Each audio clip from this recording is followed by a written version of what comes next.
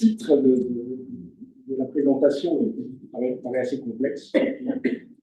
Donc, du coup, on va subdiviser ça un petit peu en deux questionnements sur la question de la catholicité et la question de la reconnaissance. Alors, donc, déjà, qu'est-ce que c'est que l'œcuménisme? Passons par les éléments. D'abord, dans une présentation, on va parler des objectifs de l'œcuménisme, l'unité des chrétiens, comment l'unité et surtout comment y parvenir. Et on va voir qu'un des éléments qui peut nous guider sur le chemin, c'est un concept, une valeur qu'on retrouve dans notre credo, la catholicité. Et donc on va essayer de voir comment la comprendre et comment elle s'associe en fait, à l'unité, à la recherche de l'unité. Et en fait, donc, cette catholicité, on voit qu'elle peut s'étendre aux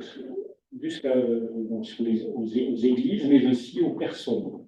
Et donc, ce sera la deuxième partie de la présentation sur la reconnaissance et la personne. Alors, donc d'abord, comme je disais, donc, le communisme, la recherche de l'unité des chrétiens. L'injonction qui nous vient tout de suite en tête, c'est la prière de Jésus, la retrace Saint Jean, que tout soit un comme toi et moi, comme tu es en moi et que je suis en toi.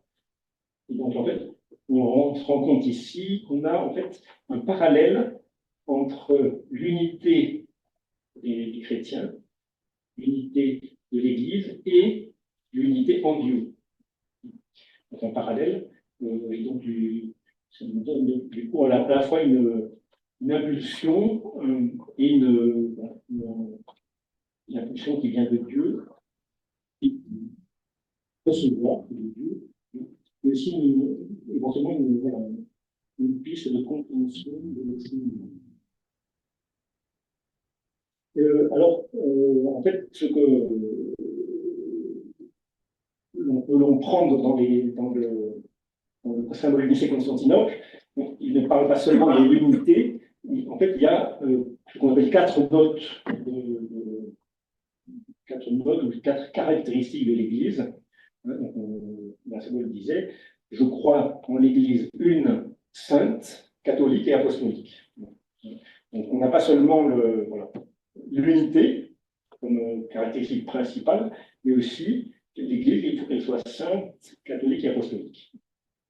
Alors du coup, on se demande, voilà, la catholicité, est-ce qu'on peut faire le même parallèle? Est-ce que c'est aussi une caractéristique de Dieu, et donc du coup, qui nous est donnée à l'Église? Et en fait, dans cette caractéristique-là, dans ce cas-là, pourrait nous aussi à la fois nous guider dans le cheminement de l'unité.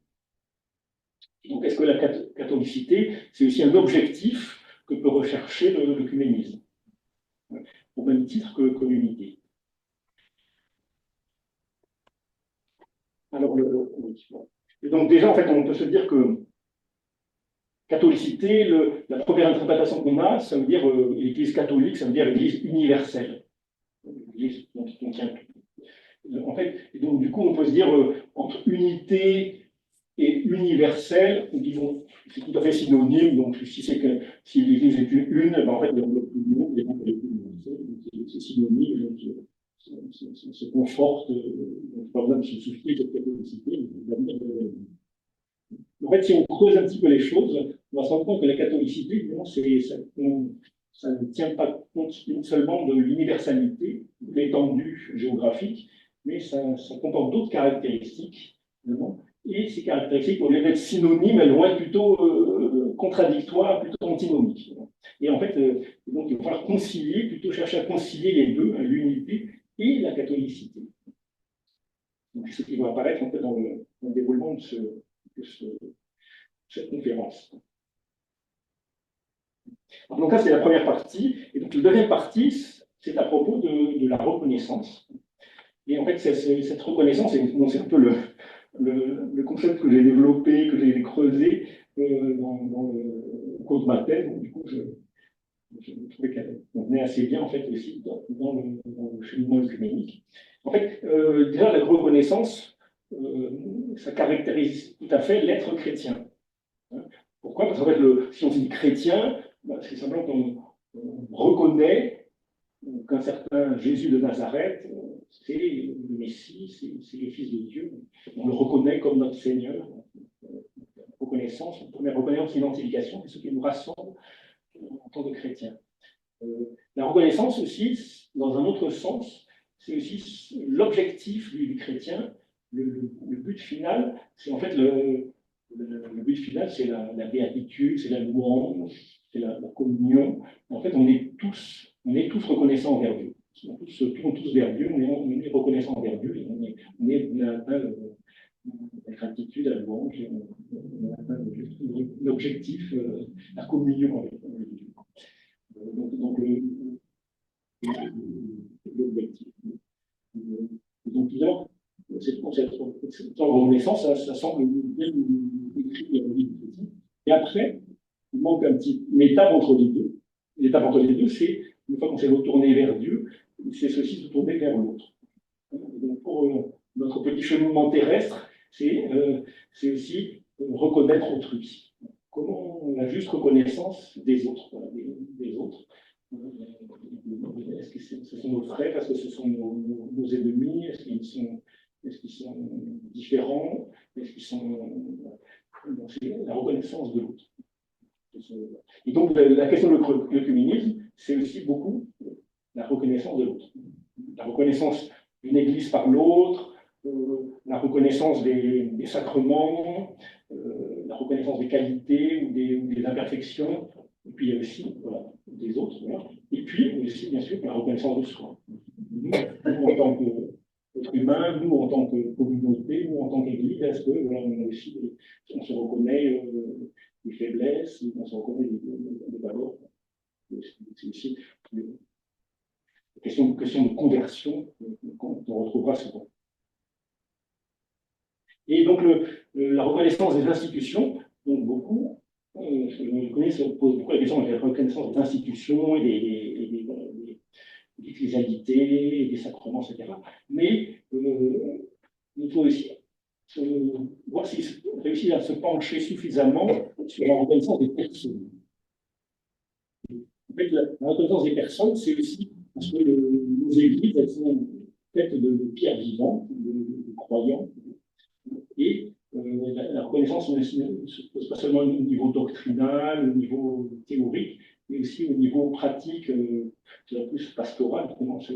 Cette reconnaissance, c'est juste parce qu'elle atteint chacun des membres des églises, comment elle le touche, comment elle l'atteint. Donc ça, je pense que c'est aussi une piste pour le public, se poser aussi des questions sur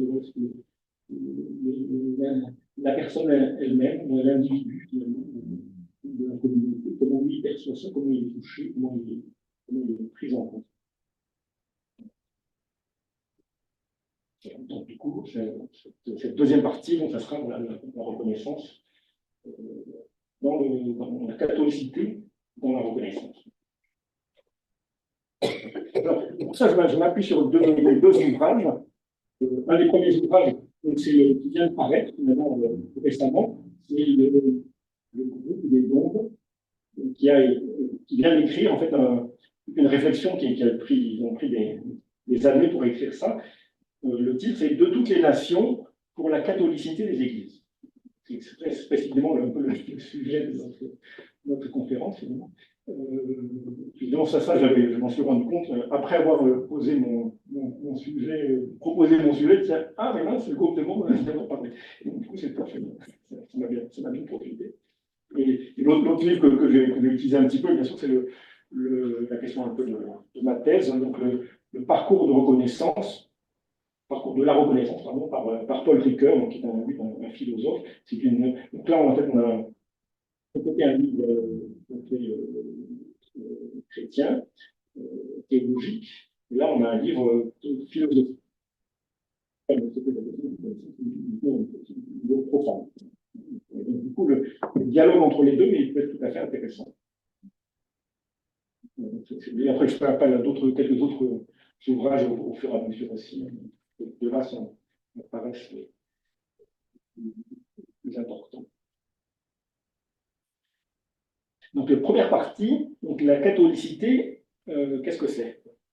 Alors, donc, déjà, en fait, on va voir qu'elle intervient dans le processus de constitution des églises.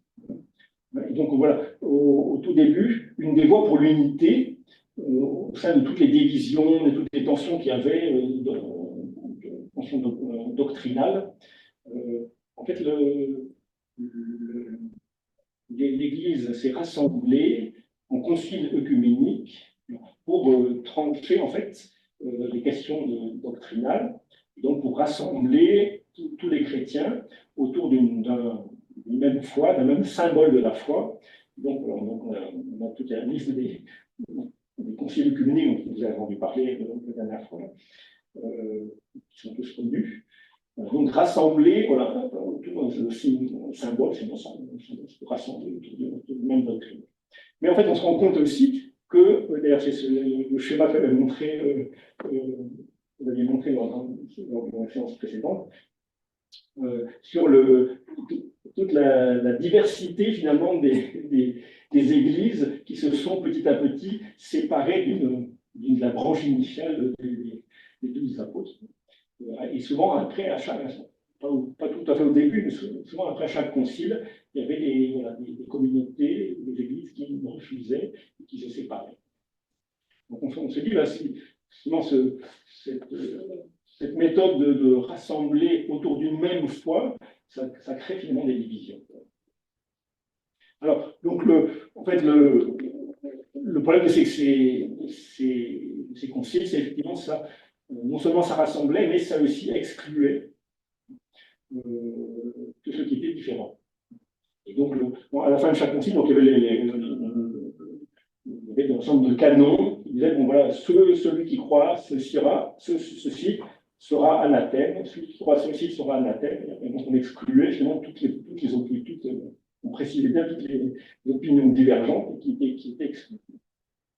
Donc, du coup, ça créait des divisions, et on a vu par exemple l'Église des trois conciles, on accepte 3 conciles, mais pas les autres, qui sont séparés. Après, il faut se rendre compte que récemment, heureusement, il y a eu un certain nombre de dialogues, de rencontres, et donc on s'est quand même bien réconcilié avec ces églises d'Orient. Donc, il y a une moyen de trouver un autre chemin. Et en fait, finalement, la catholicité, c'est ça, en fait, c'est essayer de trouver un autre chemin que celui qui sépare et qui exclut. C'est le chemin qui veut essayer de rassembler, de rapprocher sans trancher. Donc là, c'est une façon de faire l'union sans une autre façon de faire l'unité. Et pas seulement l'unité du même et du semblable, une unité qui accueille, qui rassemble la diversité.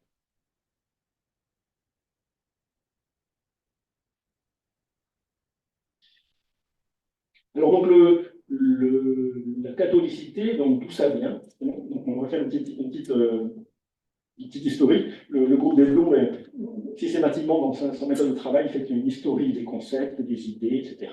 Donc là, il a très bien fait le travail. Donc je rajouterai peut-être des petites choses un petit peu différentes.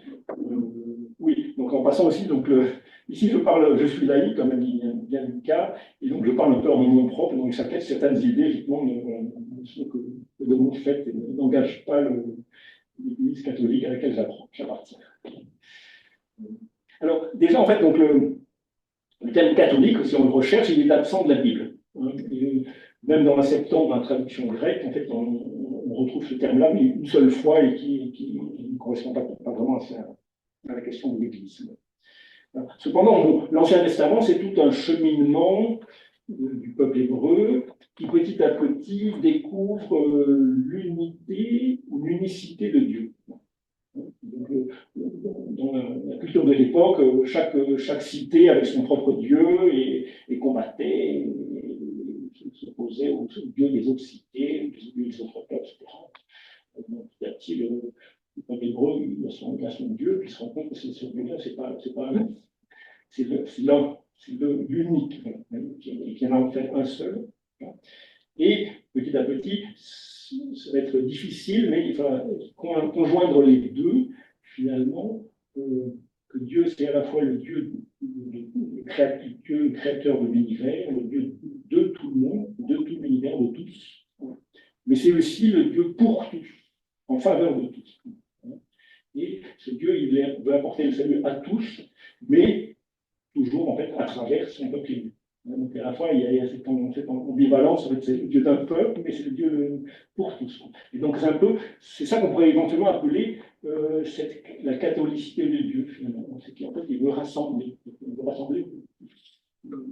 Mais pas s'opposer, pas trancher. Et en fait, un des épisodes de la Bible que tout le monde connaît, qui illustre bien cet aspect-là, c'est l'épisode de Babel. Babel, donc, il y a un seul peuple, ils ne sont tous qu'un peuple et qu'une langue. Ils sont rassemblés, et après ils veulent construire une tour et se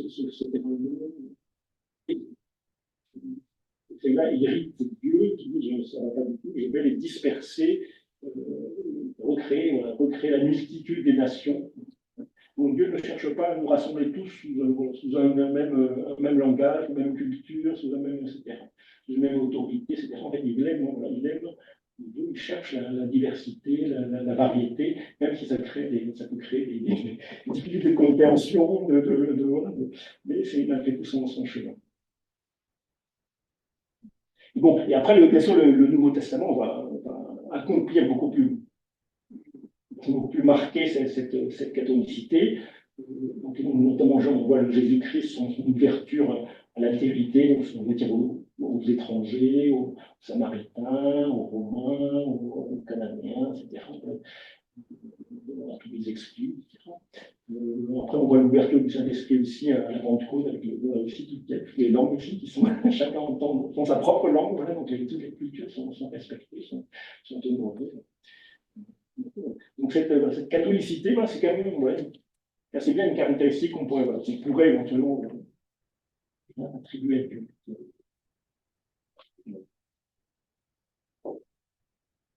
Alors, donc qu'est-ce que ça veut dire catholique? En fait, si on regarde en grec, katholos, littéralement, ça veut dire selon le tout.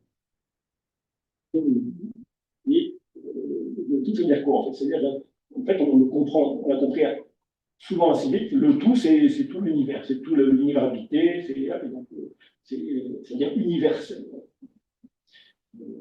Mais, donc ça, c'est universel, c'est ce qu'on appelle une dimension quantitative, hein, on rassemble tout l'univers. Mais on peut le concevoir aussi sous une façon qualitative.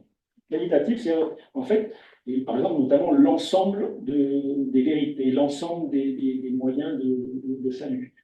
C'est plus quantitatif, mais c'est aussi qualitatif. Et quelles sont ces qualités? Rassembler toutes les qualités, finalement. Et ça ouvre d'autres horizons, justement, beaucoup plus variés, beaucoup plus complexes. Et donc, par exemple, je pense que l'orthodoxie a bien gardé ce sens de la catholicité. Et je cite par exemple Paul Evdokimov, qui est un théologien orthodoxe, dans son ouvrage, il dit voilà, la catholicité, c'est une totalité qui n'est pas géographique, horizontale, quantitative, mais qui est verticale, qualitative et opposée à la fragmentation du dogme. Évidemment, donc, du coup, les orthodoxes, bien sûr, ont une conception de la catholicité différente des catholiques, donc aussi des protestants, avec une insistance sur la question du dogme. L'unité du dogme, c'est tout à fait typiquement orthodoxe, mais derrière cette variété qualitative, on peut mettre beaucoup d'autres éléments. En tout cas, voilà, ça rassemble la diversité, et quelle diversité? On peut dire, par exemple, on va prendre 3 points, 3 éléments, je pense. Donc, deux qui sont traditionnels, qui ont la diversité de la doctrine, la diversité de la pratique, et là où j'ajouterais quelque chose, c'est aussi intégrer la diversité des personnes. Alors, bon, la diversité des doctrines, bon, on a vu effectivement avant les anathèmes, les canons, etc. Je peux dans le dernier concile Vatican II, il n'y a mis aucun canon, une exclusion. Voilà, je crois que la sensibilité a changé un petit peu. Donc l'idée, c'est donc effectivement la catholicité de la doctrine, c'est-à-dire en fait essayer d'associer la diversité des doctrines. Et comment faire? Et en fait, une des méthodes, pour ne pas arriver au relativisme, au chaos, à l'incohérence, une des méthodes, c'est ce qu'on appelle le consensus différencié. Et ce consensus, il est obtenu comment? En fait, on peut dire qu'il y a des différences de sensibilité, d'appréciation qui sont acceptables dans la mesure où il existe un consensus sur l'essentiel, sur le fondamental. Et donc, du coup, voilà. Cette méthode, elle s'appuie, par exemple, sur l'idée de hiérarchie des vérités que le Conseil Vatican II a assez bien décrite dans le décret Unitatis Redintegratio. Il dit voilà, en comparant les doctrines entre elles, les théologiens catholiques se rappelleront qu'il y a un ordre ou une hiérarchie des vérités de la doctrine catholique en raison de leur rapport différent avec le fondement de la foi chrétienne. Et donc ainsi sera tracée la voie qui incitera tous, dans cette émulation fraternelle, à une connaissance plus profonde et une manifestation plus évidente des insondables richesses de Christ. Donc, rassembler toutes les richesses, voilà. Et Unitatis Redintegratio, c'est le décret sur l'œcuménisme. Les chrétiens, donc, cette hiérarchie des vérités va aider beaucoup en fait, au dialogue œcuménique. Donc, je vais déjà parler de ces éléments-là dans d'autres séances. Voilà. Et donc, le cas de donner un exemple de réalisation de ce principe, c'est ce principe donc, de consensus différencié donc, a été mis en place pour aboutir à la déclaration commune sur la doctrine de la justification. Déclaration qui a eu en 1999 était le fruit d'un dialogue entre l'Église catholique et la Fédération luthérienne mondiale. Et après, d'autres fédérations protestantes se sont associées et ont aussi signé cet accord-là. Donc c'est vraiment un accord vraiment très important parce que la justification, c'est bien ce qui nous a séparés au moment de la réforme. C'est une question très délicate. Et alors, donc, dans ce consensus différentiel, je vais prendre un exemple. Il y a un certain nombre de points qui sont listés. Il y a un consensus fondamental, effectivement, c'est le salut par la foi, par la grâce. Mais on connaît quand même des sensibilités différentes chez les luthériens et chez les catholiques. Alors, dans chaque petite sous-question, donc par exemple, je reprends la première, la numéro 4.1, disent nous confessons ensemble que la personne humaine est pour son salut entièrement dépendante de la grâce salvatrice de Dieu. L'affirmation fondamentale, essentielle. Alors, sachant, parce que les catholiques et les luthériens confessent cela ensemble, alors on peut dire que, et à ce moment-là, il y a deux paragraphes qui suivent, il y a les catholiques pensent plutôt ceci, ont plutôt cette sensibilité, et les luthériens pensent plutôt cela, ont plutôt telle sensibilité. Donc voilà un peu la structure, et voilà. On est d'accord sur ce fondement, alors du coup, après, on peut dire effectivement qu'il existe des sensibilités différentes, et pas la communion, parce qu'on est d'accord sur l'essentiel. Voilà donc un petit peu cette catholicité de la doctrine, comment assembler des doctrines différentes, des sensibilités, des appréciations, etc., dans la mesure où l'essentiel est le fondamental, l'essentiel est secondaire.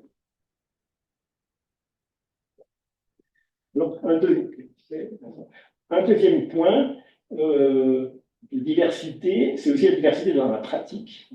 Donc la pratique, ça peut être aussi, on a vu qu'il y avait beaucoup d'associations, on a parlé de la CAF, d'associations qui sont d'engagement, qui sont œcuméniques, voilà, agir ensemble. Etc.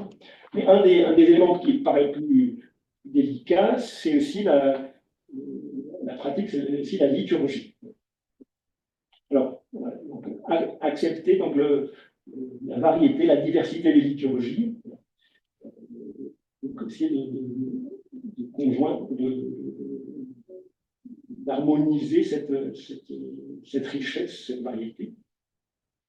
Alors, donc en fait, on a vu dans le tableau précédent qu'il y avait beaucoup d'églises différentes, et parmi ces églises, il y a un certain nombre de petites églises qui sont revenues un peu, qui sont rapprochées de Rome, et donc du coup, en fait, il existe aussi des églises catholiques de rite oriental. Des catholiques de rite romain, des rites latins, pardon, et des catholiques de rite oriental. Et en fait, il y a une diversité énorme dans la tradition liturgique. C'est une expérience un peu étonnante d'assister à des nations, par exemple chez les Melkis, chez les Maronites, les migrants, par exemple. En fait, on a l'impression que c'est vraiment une autre religion, ou alors qu'on est chez les orthodoxes. En fait. Non, ce sont des catholiques de rite oriental, qui célèbrent d'une façon tout à fait orientale, très, très différente de nos rites occidentaux et de nos rites latins. Et donc ces liturgies ont été conservées et protégées tout au long des siècles. Parce que certains prélats ou certains évêques disaient bon, on va tout latiniser, évitons que on ne se comprend plus, il faut juste aller lire doctrine. L'Église, elle reconnaît bien l'identité orientale et elle conserve cette variété de liturgie. La catholicité, il y a une richesse, en plus, c'est très ancien, une grande tradition, c'est vraiment des terres. Alors, malgré tout, voilà, on voit qu'il y a quelques problèmes qui apparaissent. Ça, je ne sais pas comment on pourra les résoudre.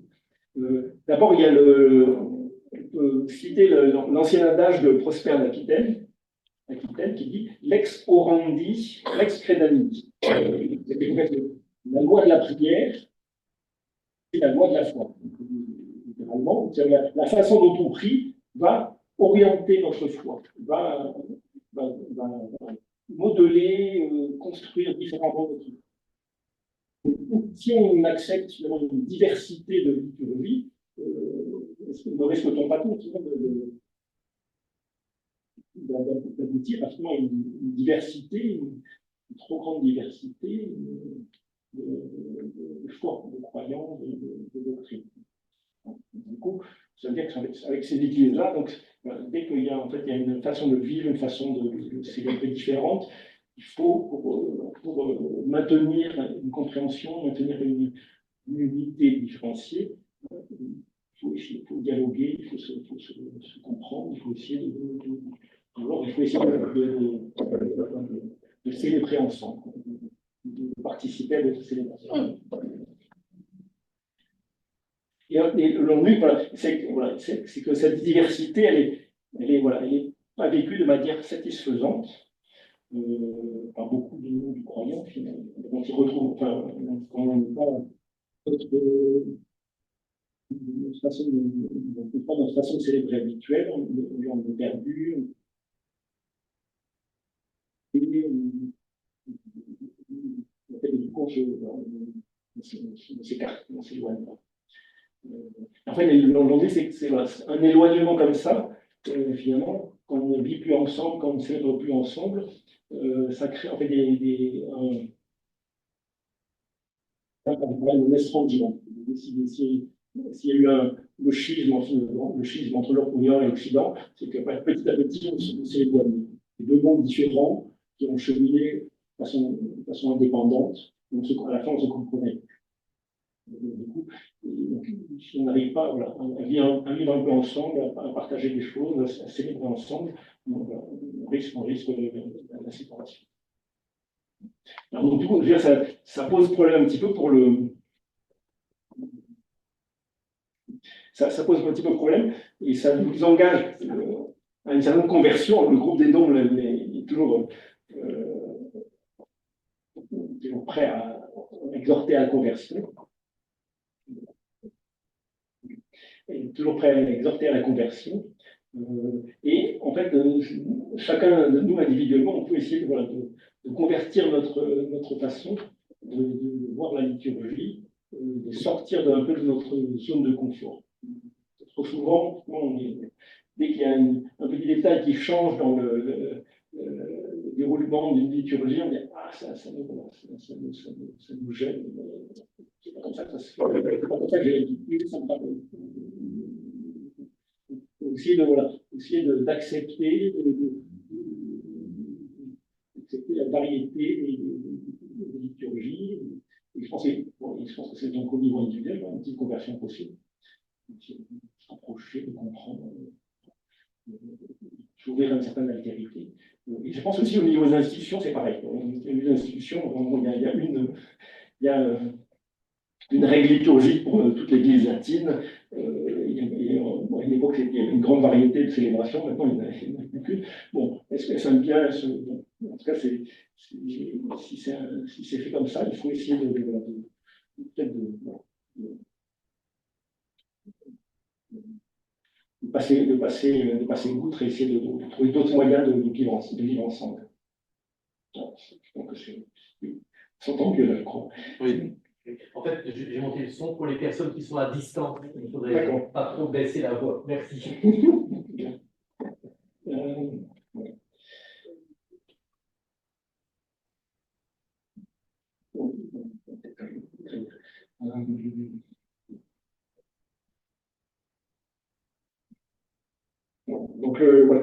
La diversité du dogme, la diversité de la liturgie, et tout à l'heure, je parlerai aussi un peu de la diversité dans les personnes. Pour l'instant, on va encore rester en fait à la question de la catholicité, comment elle a évolué au cours du temps. Donc on se rend compte effectivement que la catholicité de l'origine, donc était plutôt une catholicité qualitative, finalement, de plénitude de la foi, de plénitude des moyens du salut, etc., en fait, qui est loin de la question d'universalité. Donc, c'est le cas. Cette idée, donc, a dérivé le catholicisme romain et pour devenir en fait quantitative. Donc, en fait, cette prise en compte de cette qualité de la catholicité voilà, est apparue en fait un peu au début, en fait, conjoint du début du mouvement œcuménique, et notamment chez deux théologiens catholiques, Lubac et Congar. Donc, Lubac, qui était un théologien qui était tout à fait versé dans la patristique, et donc a bien repéré finalement la signification de la catholicité à l'origine. Et pour marquer les choses, là, on va prendre un peu une citation de son ouvrage « Le catholicisme et les aspects sociaux du dogme », qui date de 1938, oui, c'est un peu avant que le catholicisme rejoigne le mouvement œcuménique. Donc son ouvrage se met en valeur finalement la catholicité des églises au cours de l'histoire. Et il disait voilà, l'Église était déjà catholique au matin de la Pentecôte, alors que tous ses membres se tenaient dans une petite salle. Donc c'est bien une perception de la catholicité qui n'a rien d'universel, en fait. Mais pas tout le monde habité qui était chrétien. Mais cette église-là, ces 12 apôtres, c'était déjà l'église catholique, ils avaient déjà emmené la catholicité, et finalement, ces 12, voilà, ils représentaient symboliquement l'univers entier, les 12 tribus, etc. Donc, une catholicité en germe, voilà. Alors en fait, donc, petit à petit, ça a un petit peu dérivé. Par exemple, Saint Irénée, donc, lui qui était vraiment un apôtre de l'unité, notamment entre l'Orient et l'Occident, voilà. Donc, pour lui, l'unité se faisait sur une identité, voilà, une même unité, voilà, sur le semblable. Et on a tous une même foi, on a tous un même cœur, etc. Mais, parallèlement à ça, il acceptait tout à fait la diversité, et par exemple, un des exemples les plus connus, c'est qu'il acceptait la diversité de la liturgie. Et en fait, à l'époque, il y avait plusieurs façons, plusieurs dates pour célébrer le Pâques. Et donc, du coup, on regarde en Occident 2 dates différentes, et puis il faut trouver une date commune, c'est pas possible, c'est pas tolérable.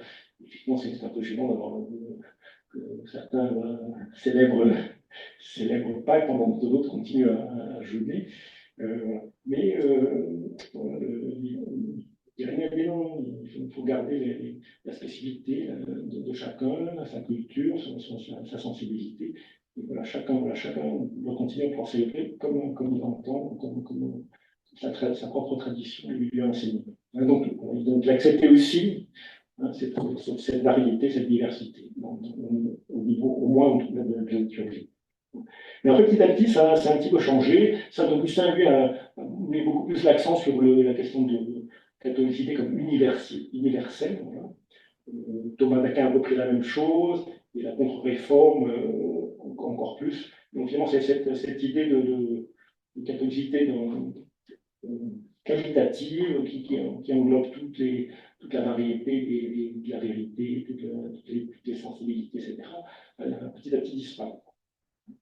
Et comme on le voit, finalement, ça a été dans les années 30 que Lubac et Congar ont repensé, ont remis au goût du jour, finalement, cette autre perception de la catholicité.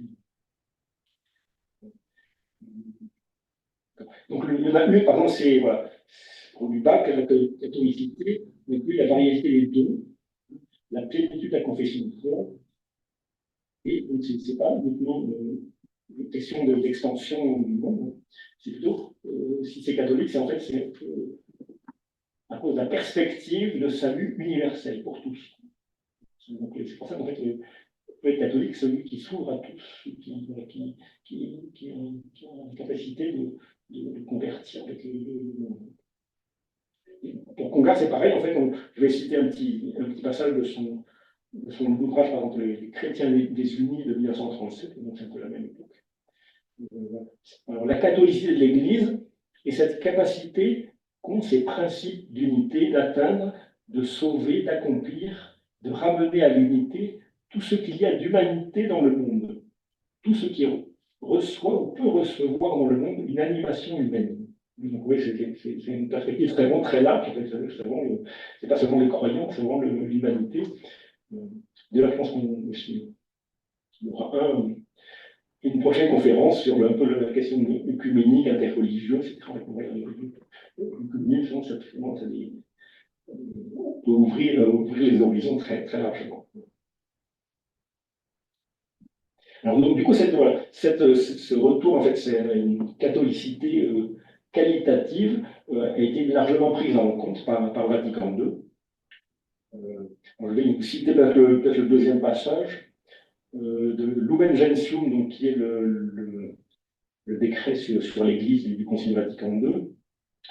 Par exemple, en vertu de cette catholicité, chacune des parties apporte aux autres et à toute l'Église le bénéfice de ses propres dons, en sorte que toutes et chacune des parties s'accroissent par un échange mutuel universel et par un effort commun vers une plénitude dans l'unité. Donc la catholicité, c'est chacune des parties, chacun des éléments qui s'associent pour une finitude. Et oui, et je pense que c'est intéressant de voir aussi que on revient souvent l'idée de don, cette catholicité, cette diversité, en fait, c'est une richesse, c'est reçu de Dieu, en fait. En fait, et donc, du coup, il y a quelque chose qui nous dépasse, qui nous échappe, et qu'on ne doit pas rejeter, finalement. Et, comme on avait dit, il ne faut pas nécessairement effacer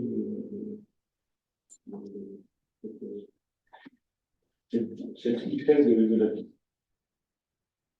En fait, après, conjointement, le Concile Vatican II a bien développé l'idée des églises locales. Avant, le terme église, c'était synonyme d'église universelle. Petit à petit, et puis moi, les diocèses, c'était juste des échelons administratifs d'église universelle. C'est-à-dire, ces diocèses, ce sont des églises en elles-mêmes, des églises en plein sens du terme, puisqu'on rejoint beaucoup le fonctionnement et la sensibilité orthodoxe. Et donc, par exemple, un théologien a développé pas mal cette idée, en fait, d'église locale. L'église locale, donc l'église particulière, comme on l'avait dit la dernière fois, les diocèses, par exemple ici, avec un mec à la tête. Donc cette église locale, donc ici, donc pour nous, c'est le département de l'Hérault. Donc c'est très, très circonscrit, donc ça n'a rien d'universel. Hein. Et pourtant, cette église locale est catholique. Hein. Et donc, Jean-Marie Thiard insiste bien que toutes ces églises locales ont ce caractère de catholicité. Et donc, parce qu'en fait, non seulement elle est très limitée au niveau géographique, elle est très limitée au niveau culturel, parce que c'est une église occidentale, française, elle n'a pas ces cultures américaines ou orientales ou africaines, etc. Donc, mais pourtant, en fait, elle est catholique parce que elle est aussi parce qu'elle est en communion. Elle intègre en fait la variété, la diversité, parce qu'elle elle est en communion avec toutes les autres églises locales. Donc cette catholicité, c'est aussi une exigence d'accueil et d'écoute et d'harmonie avec toutes les autres variétés, les autres églises locales et toutes les variétés.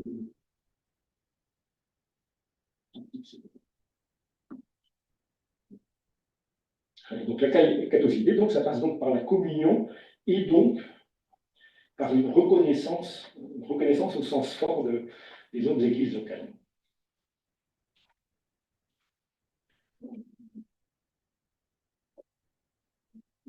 Oui, donc on va passer un petit peu plus rapidement, mais c'est vrai qu'il y a un tout petit chapitre là-dessus qui est quand même intéressant du groupe des dons, et je crois que c'est un aspect qui paraît très intéressant. La formation du canon des Écritures, c'est un très bon exemple de mise en œuvre de la catholicité dans l'Église. Le canon des Écritures, c'est formé petit à petit, progressivement, en associant évidemment des éléments de provenance très diverses. Et en fait, à aucun moment on a tranché. Je crois que c'est Marcion qui disait il faut trancher, il faut garder que les bons éléments, puis enlever le reste. En fait, voilà, il y en a effectivement 4 évangiles, donc quatre voies différentes, pas toujours en apparence très, très, très compatibles, etc. Donc, la variété du canon a accepté cette variété, c'est formé petit à petit à partir de provenances diverses, à partir de sensus fidei qui les a rassemblés, qui les a triés, qui les a sélectionnés. Et donc ce canon-là, en fait, à la fois, il va être défini petit à petit, mais comme les dons insiste le fait que c'est quand même une réalité vivante, et que ce canon, il y a encore une certaine souplesse, il y a encore des capacités un peu d'appréciation variable. En tout cas, voilà, ça se fait dans le respect des particularités de toutes les églises, et ça le fait dans l'accueil de toutes les expériences, finalement, toutes les expériences de ceux qui ont transporté cette tradition, tous ceux qui ont rencontré le Christ, tous ceux qui l'ont retransmis, tous ceux qui l'ont mis par écrit. Donc, en conclusion de cette première partie, donc voilà, donc là, cette catholicité, donc en fait, elle est autant spirituelle que matérielle. L'aspect universel, remplir la terre, courir la terre, c'est cet aspect matériel, et puis c'est l'aspect spirituel, c'est aussi l'ensemble de la foi, l'ensemble des sensibilités, des inspirations, et donc cet aspect spirituel, je dirais que c'est aussi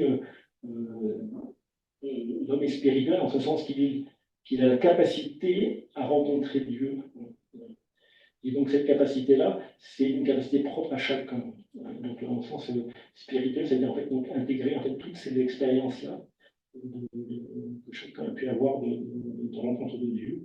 Comment faire, voilà, comment faire pour associer, pour harmoniser, pour faire, voilà, transmettre, faire découvrir toute cette variété. C'est un peu le défi de la catholicité. Donc, concilier toute une diversité. Alors, donc, le groupe des dons, quelques petites critiques qui sont intéressantes. Donc, voilà, donc il faut effectivement tenir compte de la diversité. Alors, je trouve que, dans l'Église catholique, la diversité, elle est trop régulée. Voilà. Mais au contraire, l'Église de la Réforme, la catholicité est trop débridée. Le dialogue, ça peut bien aider comme ça. Donc là, c'était ma première partie. La deuxième partie, je pense, un petit peu plus brève. Une petite pause, pour permettre de souffler un peu.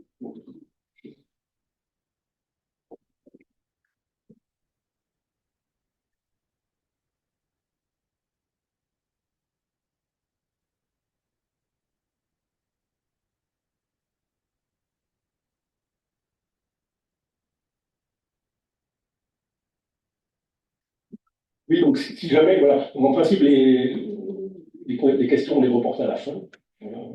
Donc, si jamais il y en a qui veulent poser une question d'éclaircissement, de compréhension, de reconnaître leur première partie, là, petit moment.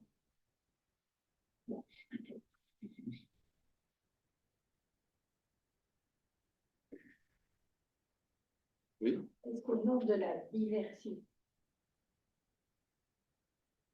c'est tout ce qui est inculturel différemment? Je prends un exemple. Dans le rite congolais, ça posait question à Rome parce que celui qui présidait le rite, le mince par exemple, il avait une lance en disant, chez nous, le chef, il a une lance. Et Rome a dit, attention, c'est un symbole de violence, la lance. On ne peut pas accepter, au nom de l'inculturation, n'importe quoi. Voilà. Je cite ça parce que c'est frappant comme question.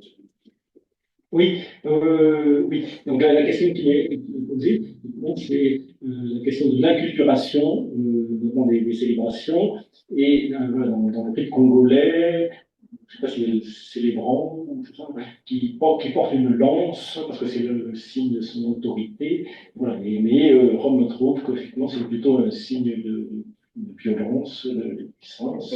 Et donc, du coup, donc ça peut être mal interprété, ce symbole peut être mal interprété. En fait, bon, tout ça, ce sont. J'ai plutôt des questions de débat plus que de compréhension. Je pense que je vais porter ça à la fin. C'est une très bonne question. Et voilà, je pense que de l'inculturation et des critères d'acceptation. Et bon, c'est vrai que c'est. Mais vous savez, on va avec plus tard. Alors, je pense aussi, pour la Chine, la question du vin pour la liturgie eucharistique, est-ce qu'il fallait le remplacer par l'alcool de riz? Là, Rome a dit non, il faut garder le vin. On a voulu marquer l'unité de tous les chrétiens. Qu'on soit en Chine ou en France, on célèbre avec du vin, pas avec de l'alcool de riz. Mais voilà, en Chine, le vin n'existait pas. Il a fallu, ce sont les missionnaires qui ont dû l'apporter. Donc tout ça, ce sont de grandes questions. Hein, jusqu'où accepter la diversité et l'inculturation. Oui. Beaucoup de ce mot catholicité, on n'arrête pas de le redire, puisque si on considère l'évolution du langage, est-ce que le mot œcuménisme ne serait pas tout simplement bien? Est-ce que, plutôt que le mot catholicité, le mot écuménisme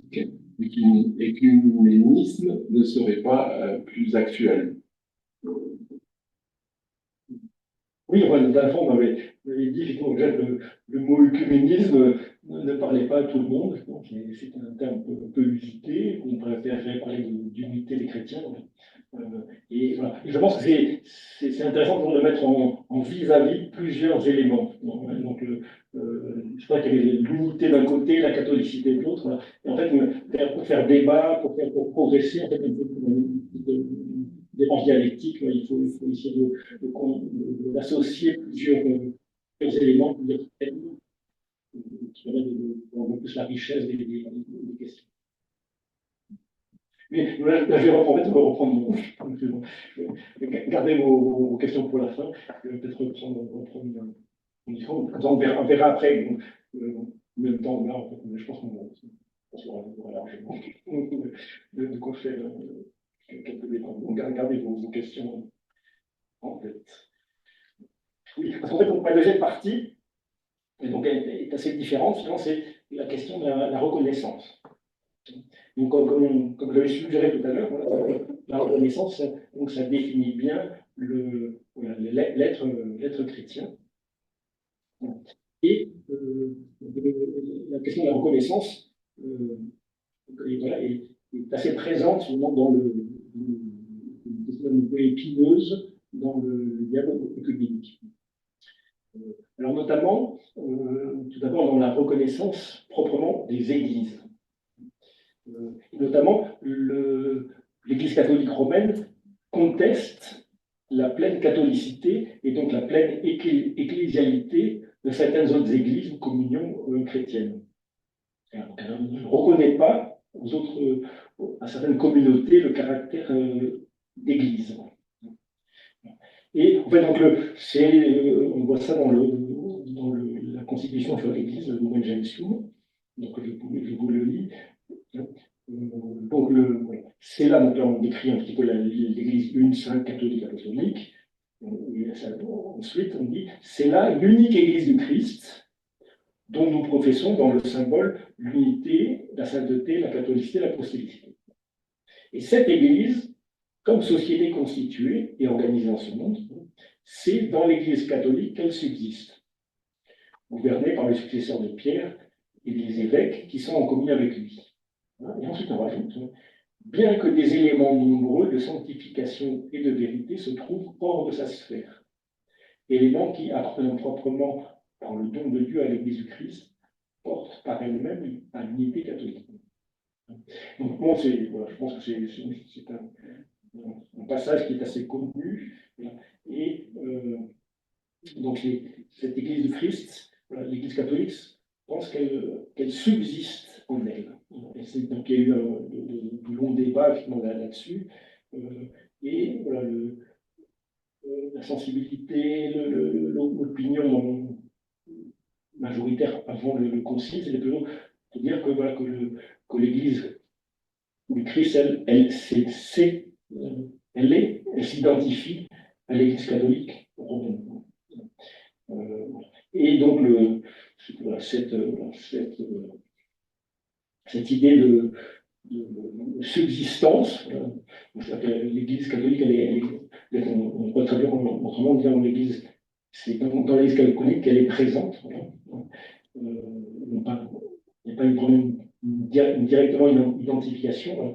Donc, ça a été déjà en fait une réflexion, une longue réflexion pour la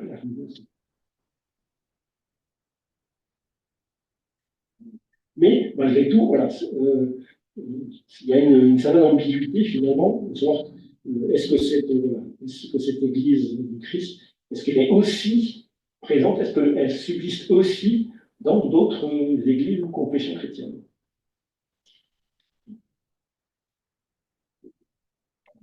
Alors donc, du coup, cette question-là, en fait, s'est posée et on a eu en fait une déclaration, quelque temps après quand même, après le long débat, une déclaration de la Congrégation pour la doctrine de la foi, Dominus Jesus en 2000, voilà, qui a essayé de clarifier la chose en fait en disant l'Église de Christ ne subsiste pas au même titre dans les communautés protestants. Donc, c'est la réponse de la Congrégation pour la doctrine de la foi. Et donc, du coup, voilà, le groupe d'étudiants note bien les réactions chez certains protestants, de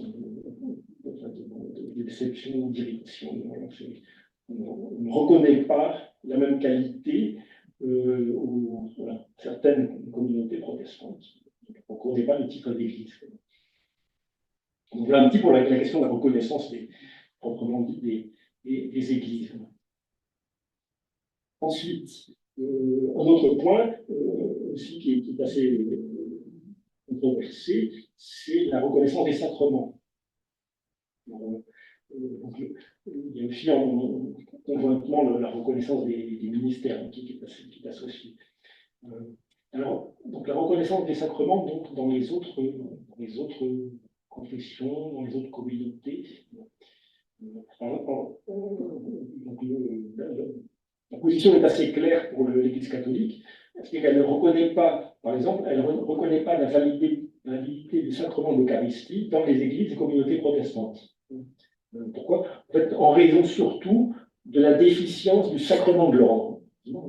Elles n'ont pas conservé la substance propre et intégrale du mystère eucharistique. Donc, de ce côté-là, il n'y a pas la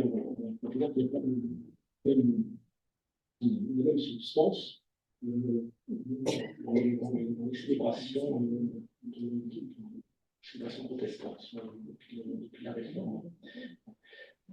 Par contre, voilà, et là je me pose la question, effectivement, je ne vais pas trop creuser la raison, mais par contre, on reconnaît bien la validité du baptême. La validité du baptême, donc dans les différentes confessions, dans les différentes confessions chrétiennes, et donc,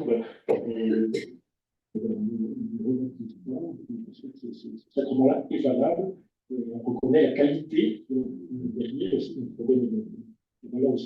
reconnaît la qualité finalement de la personne baptisée. On voit que derrière la question du sacrement, il ne faut pas oublier, chaque fois, il y a des personnes derrière. Donc, si ce choix-là, cette décision-là, en fait, elle a fait beaucoup la perception des personnes. Et en fait, on voit que l'Église catholique est assez restrictive sur certaines reconnaissances. Mais en fait, on se rend compte aussi qu'il y a des réciprocités. Là, je connais moins la situation, mais j'ai essayé de me renseigner un petit peu. Et effectivement, il semblerait que certaines églises confessantes, et notamment les églises baptistes, ne reconnaissent pas le baptême des églises qu'on appelle le multitudinisme, donc les églises qui acceptent beaucoup plus largement les formes de baptême, donc les églises catholiques notamment, les églises réformistes. Et donc, pour ces églises baptistes, en principe, le baptême doit être une immersion sur confession de foi. Et donc, il faut qu'il y ait que ce soit nécessairement une personne majeure qui qui reçoit ce baptême. Et donc, du coup, les personnes qui veulent entrer dans la communauté baptiste, elles doivent recevoir à nouveau le baptême si elles ont été baptisées comme nourrissons. Je donne la parole à d'autres personnes qui connaissent mieux la situation, mais voilà, à la fois il y a un principe, et puis derrière il y a aussi voilà, une sensibilité aux personnes qui vont dire comment la faire accepter, comment expliquer ça. Voilà. Je pense que c'est un peu la même chose qui pourrait être le cas dans chaque confession, finalement, s'il y a des principes, voilà, comment l'appliquer à une situation et comment écouter finalement la situation concrète et précise, savoir s'il n'y a pas des possibilités d'entente.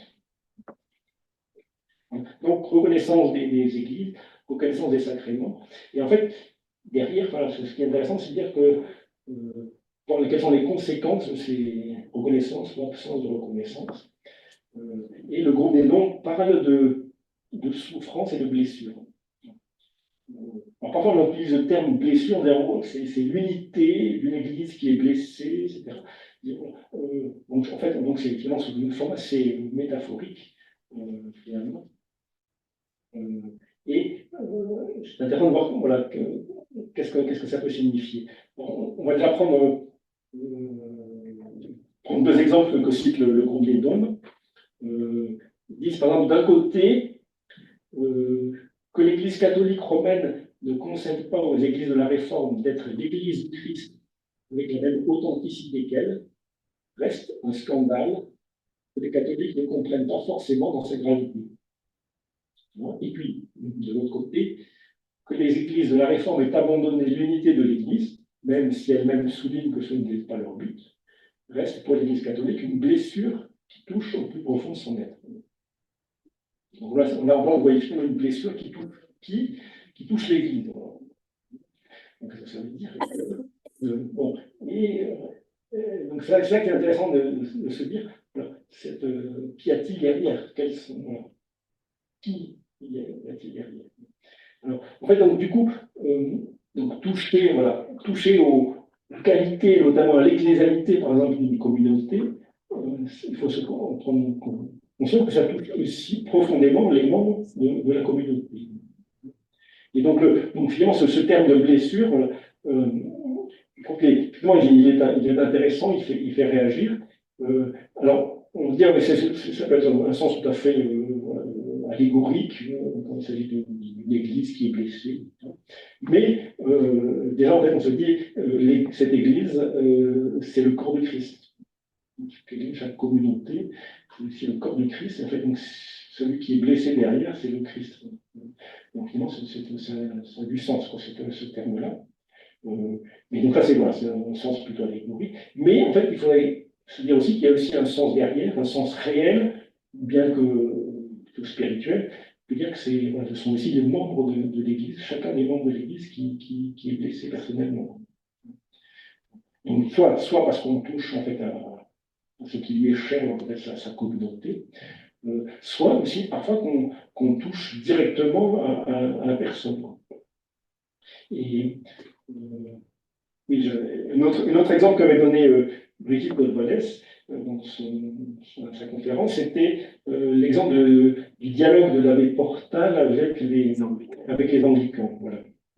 Et il y avait en fait, voilà, il a reçu un peu pour un certain nombre de choses une fin de non-recevoir, et notamment pour les ordinations des missions anglicans, voilà.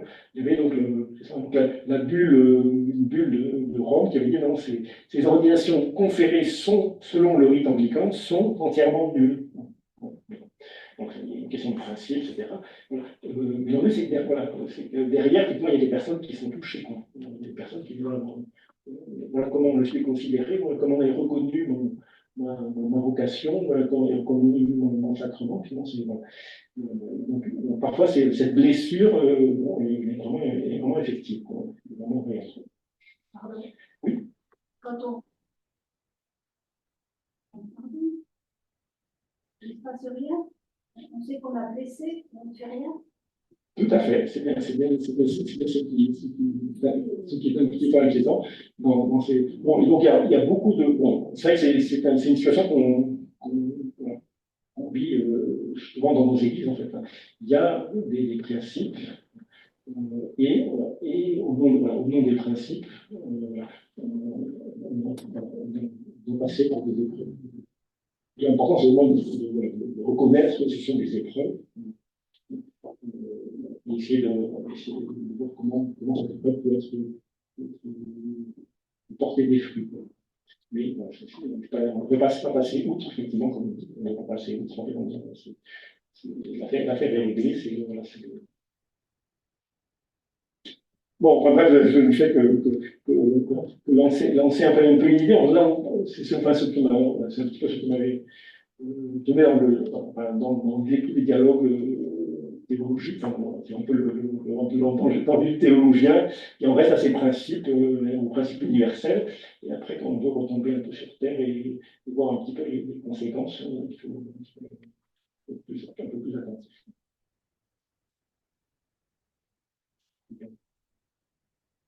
Alors, oui, bon, encore, on va avancer un petit peu sur la question. Bon, on va donner quelques éléments de plus. Déjà, en fait, oui, pour la question de reconnaissance, donc la question, c'est une question qui engage beaucoup en fait, la philosophie, la sociologie, donc en fait, il y a des luttes pour la reconnaissance un peu tout autour de nous, en fait, la reconnaissance au travail, la reconnaissance des couples homosexuels, la reconnaissance, c'était un aspect important. Donc un certain nombre de philosophes ont dit qu'effectivement c'était une question essentielle. Pourquoi? Parce que la reconnaissance, c'est nécessaire. La reconnaissance de soi est nécessaire à la constitution de la personne. Il faut se sentir reconnu, il faut se sentir apprécié, ou sentir au contraire vis-à-vis de quelle se positionner. Donc la reconnaissance de soi, elle est nécessaire. C'est un besoin, d'après par exemple le Charles Taylor, c'est un besoin vital, sans lequel il n'y a pas de perception positive de soi. La reconnaissance, c'est un élément essentiel. Et un deuxième aspect, que souligne aussi beaucoup Paul Ricoeur, il y a en fait la reconnaissance, donc notamment la reconnaissance mutuelle des uns et des autres. C'est l'élément clé pour constituer le lien social. Là, se reconnaître les uns les autres, c'est comme ça c'est grâce à ça qu'on peut vivre ensemble. Donc c'est essentiel. Et donc du coup, c'est d'autant plus essentiel quand on parle d'œcuménisme et de communauté. Former un lien. La religion, c'est bien ce qui nous rassemble, qui nous relie. Donc la reconnaissance, là-dedans, c'est essentiel. Alors ensuite, déjà pour la question de la reconnaissance de soi aussi, on va rajouter que simplement la reconnaissance de soi, une reconnaissance de soi au travail, reconnaissance dans la famille, reconnaissance, etc. Mais après, quand on parle après de la reconnaissance au niveau religieux, c'est encore plus important pour la personne, finalement, parce que c'est ça de façon être le plus profond. Donc, reconnaître la situation de chrétien ou pas, reconnaître qu'on est sauvé, qu'on reçoit la grâce, etc. C'est très important. Du coup, toutes ces reconnaissances-là, justement, ça peut entraîner des blessures. Alors, bon, quelques difficultés quand même à cette reconnaissance. D'abord, si on dit voilà, reconnaissance dans la catholicité, reconnaître un peu toutes les personnes, tout le rapport personnel de chacune à la foi, à la rencontre. Ces quatre finalement de la science, on s'explique aux particuliers, mais c'est là. Comme disait Maurice Boutin, il n'y a de science que du général, autrement dit, le particulier échappe à toute connaissance. Donc, finalement, vouloir s'intéresser seulement aux particuliers, en fait, on ne peut pas progresser. En fait. Il faut prendre distance, il faut essayer de concilier, de généraliser, etc. Voilà. Donc, c'est une première difficulté. Déjà, quand on veut rassembler des communautés, déjà, c'est compliqué. Alors, si on veut rassembler des individus qui ont chacun leur propre sensibilité, leur propre essence, voilà.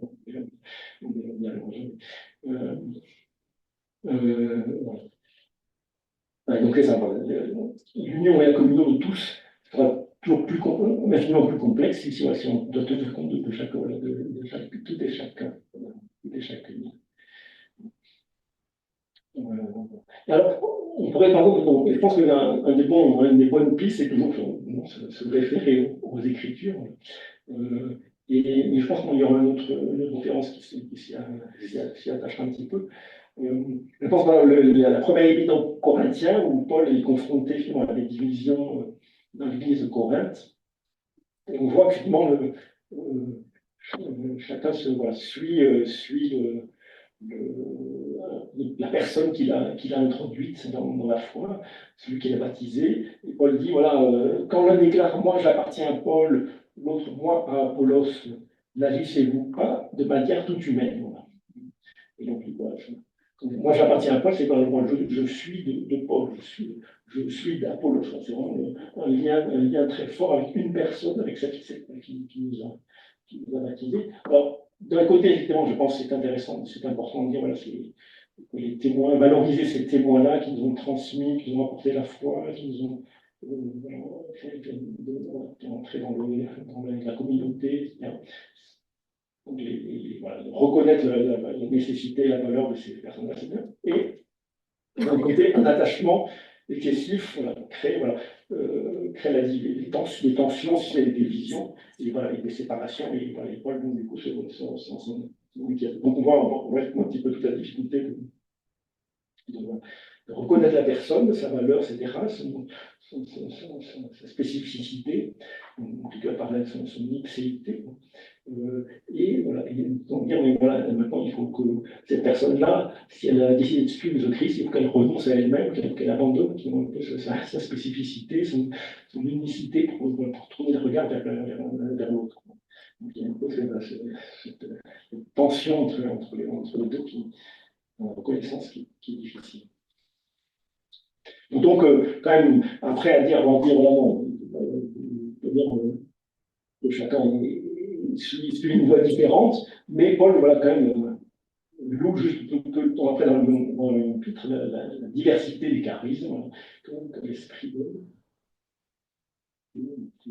tous ces charismes-là qui viennent s'associer pour donner la richesse à la communauté.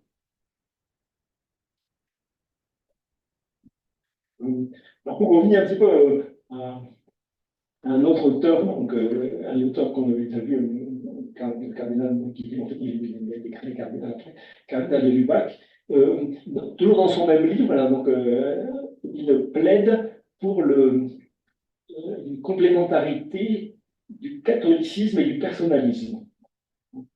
Et malgré effectivement une certaine antinomie apparente, le catholicisme, la catholicité veut agréger, veut rassembler la variété, le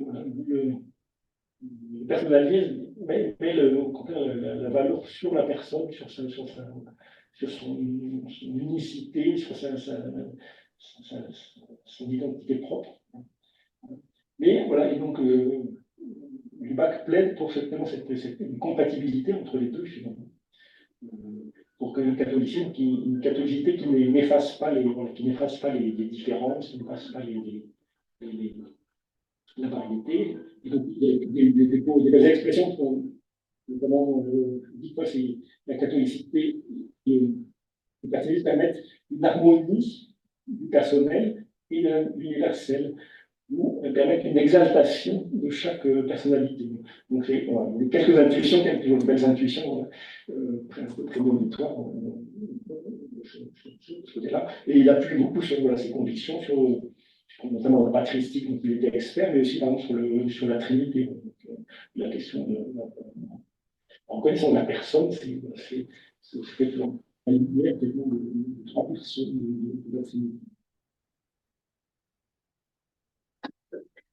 Et voilà. Et puis, pour revenir à Paul, finalement, Paul qui disait, ouais, voilà, nous sommes tous du Christ, je suis de Paul, moi, je s'efface ou de l'Apollos.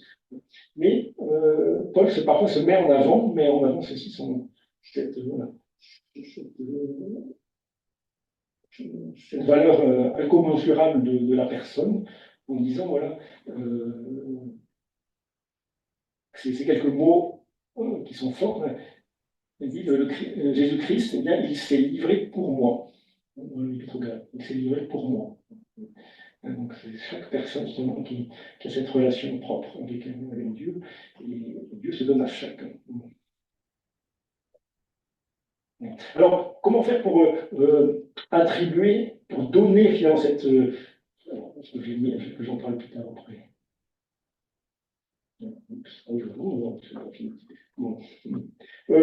Oui, comment faire pour donner cette reconnaissance à autrui?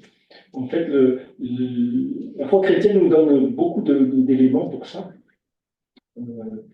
pour attribuer une reconnaissance à tous nos frères en humanité. On peut concevoir, on peut leur dire qu'ils sont tous créés à l'image et ressemblance de Dieu.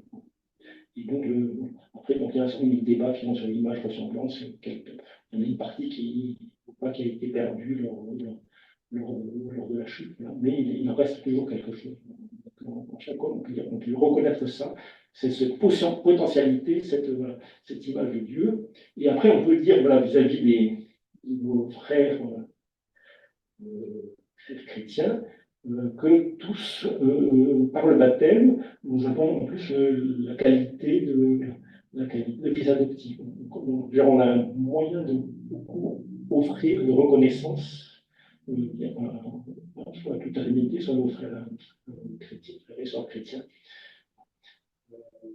C'est pas on a l'embarras du choix pour ça. Et ce que je veux dire, c'est que c'est très important de donner cette reconnaissance parce que ce qui chagrinait Dieu à Babel, c'est que les gens de Babel voulaient se faire un nom. Et la recherche de reconnaissance, elle est fustigée par Jésus-Christ.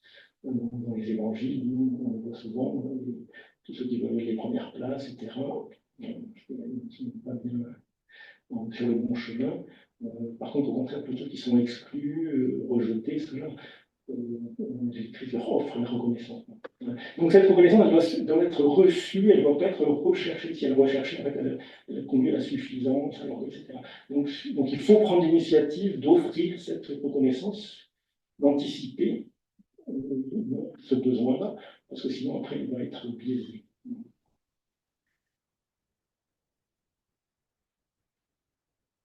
Donc après, on pourrait dire, maintenant, je continue.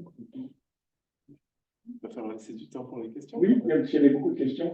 Oui, donc je voudrais en fait revenir un petit peu sur les questions, les positions ambivalentes de Vatican II sur la reconnaissance. Donc, voilà, à la fois, d'un côté, il accorde la reconnaissance, par exemple, voilà, dans Unitatis Reintegratio, il dit voilà, justifiés par la foi dans le baptême, les autres chrétiens sont incorporés au Christ, ont à bon droit l'honneur de porter le nom de chrétien. Et sont reconnus avec raison comme frères dans le Christ, par les frères, par les fils de l'Église catholique. Donc il y a un certain nombre de reconnaissances personnelles qui sont bien attribuées finalement par le. Voilà. Mais malgré tout, il y a ce pendant-là qui est ambigu. Voilà. Bon, par exemple, l'Église et communautés séparées, bien que nous croyons qu'elles souffrent de déficiences, ne sont nullement dépourvues de signification. Donc en fait, on voit qu'il y a des déficiences dans le.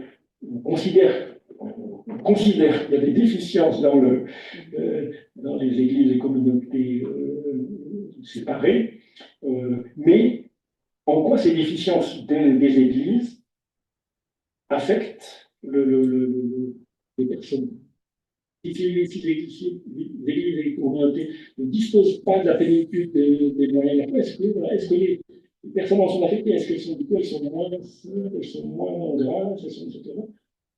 Et là, c'est bien la question cruciales qu'il faut se poser. En quoi ça, voilà. Comment est-ce qu'on considère que parce que si ça touche que la communauté, mais que les personnes elles-mêmes en reçoivent quand même toute la grâce qui est nécessaire pour leur salut, bon, non, c'est pas l'importance. Et si, par contre, si ça touche vraiment les personnes, alors, là, la question est beaucoup plus délicate. Pourquoi ça touche les personnes, etc. Donc voilà, donc on voit qu'il y a beaucoup de questions qui se posent. Et donc, du coup, bon, enfin, en conclusion, voilà. Autant la diversité n'est pas une valeur en soi, autant la catholicité, et la reconnaissance de la personne peut être un objectif conjoint à la recherche de l'unité. Par contre, effectivement, accepter les personnes croyantes dans leur diversité sans discernement pourrait conduire au chaos. Une diversité non régulée, non harmonisée. Donc, du coup, la question de la juste reconnaissance des parcours un petit peu exigeant. La catholicité, par contre, voilà. Mais malgré tout, la catholicité réformée que propose le groupe des dons, le terme est la catholicité réformée, je pense que voilà, c'est une catholicité qui accepte de se réformer, de se convertir. Elle ne veut pas effacer les identités. Ce qui est important, l'identité chez le Lacan, elle est importante. Voilà, bon, on va arrêter là. J'ai trouvé un peu les questions.